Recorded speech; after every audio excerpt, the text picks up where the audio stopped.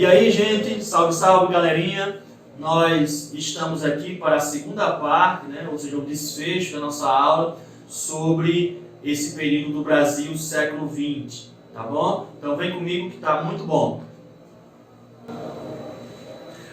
Bom, sucedendo o Dutra, né, nós temos aí a figura do Getúlio Vargas, né? Bota o retrato do velhinho outra vez, né?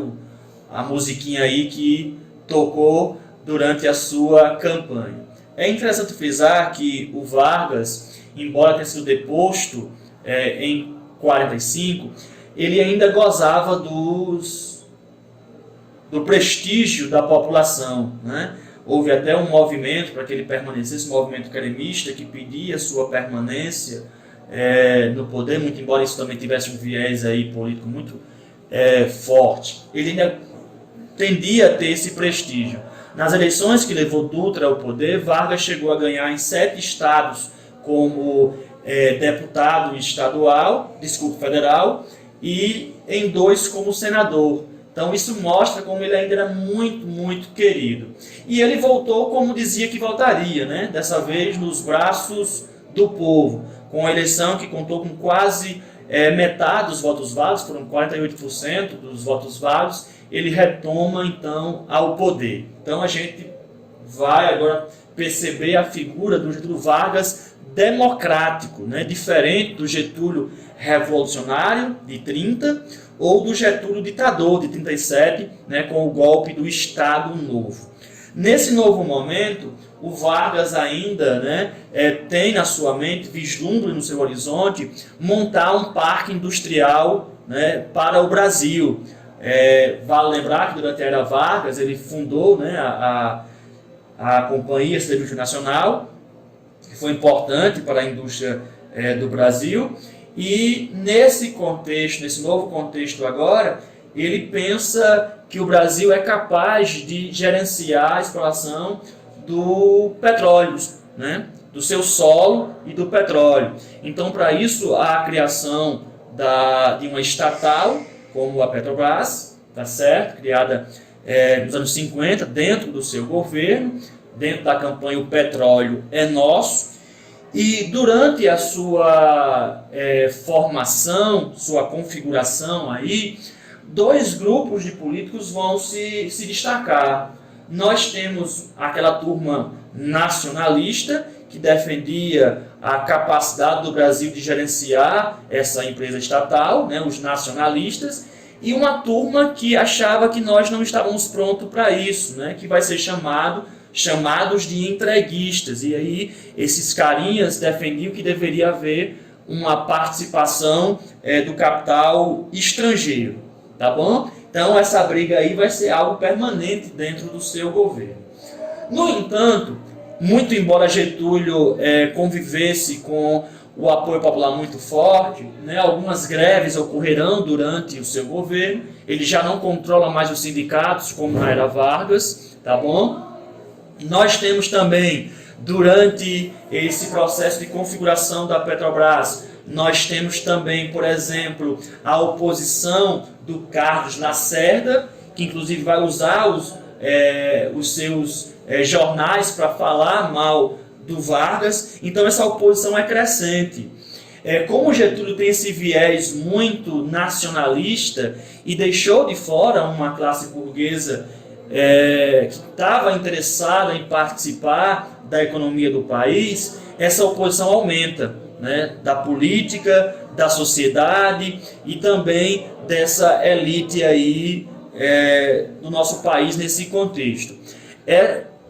Essa oposição chega ao ápice quando Vargas se vê envolvido numa tentativa de assassinato ao Carlos Lacerda, né? Um dos seus seguranças vai morrer, o famoso atentado da Rua dos Toneleiros. O Carlos Lacerda não sofreu, né, nada além de um problema na perna. O seu segurança morre durante essa tentativa de assassinato. E aí a opinião pública, o Congresso Nacional, os políticos, enfim, uma grande quantidade de pessoas começam a fazer oposição a Vargas. Mais adiante se descobre que gente do Palácio do Catete tem envolvimento nesse crime, tá bom? E Vargas está numa situação insustentável nesse momento, a ponto então de cometer suicídio em agosto de 1954, tá bom? Então Vargas dizia que saía da história, né? Saía da vida, mas entrava para a história, tá bom? Do catete eu só saio morto, foram algumas frases ditas por ele e que de fato acabou se concretizando. Chama a atenção que o vice de Vargas era um filho desta terra, do Rio Grande do Norte, né? O Café Filho, que vai assumir por um tempo, tá bom? Mas adoece e acaba o poder caindo aí nas mãos da Câmara e posteriormente do Senado, tá bom? Então ocorrerão novas eleições e essas novas eleições levarão um político de Minas Gerais ao poder, o famoso JK ou Juscelino Kubitschek, tá bom? Durante a sua campanha, ele vai, então, dar ênfase a um slogan, 50 anos em 5. A proposta é que o Brasil avançasse 50 anos na história em apenas 5 anos do seu governo. Nesse momento, o governo presidencial é de 5 anos. Então, dentro do seu plano de meta, onde constava essas inúmeras metas para o Brasil, estava, por exemplo, a construção de Brasília, né, que seria um belo resumo desse plano de meta, uma vez que há uma tentativa muito evidente de Juscelino de levar o desenvolvimento do país também para a região mais central, né? A ideia era fazer uma interligação aí, uma aliança geral entre todas as regiões do nosso país, tá bom? E, finalmente, ele vai conseguir, né, com a construção de Brasília, essa integração que ele tanto almejava.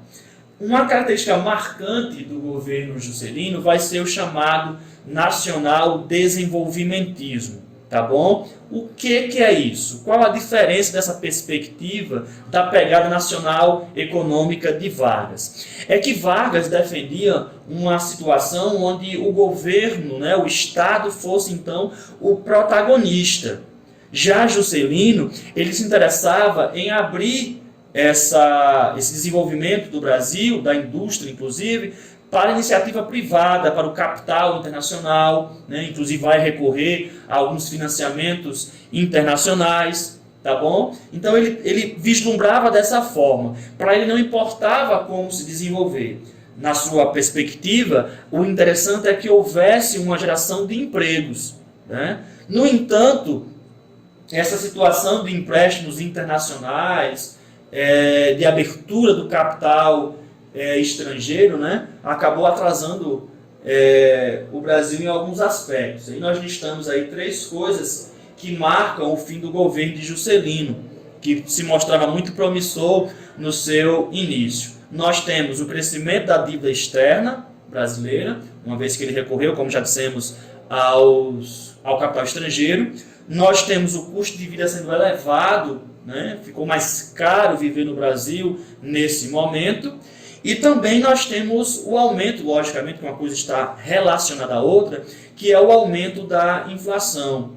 O custo das mercadorias aumentou bastante ao fim do seu governo, né, acompanhado aí de uma desvalorização da moeda. Então, Juscelino, né, o presidente Bossa Nova, ele finda o seu governo com uma perspectiva de crise econômica, né, diferente aí da emoção, né, do incentivo do início do seu governo, tá certo?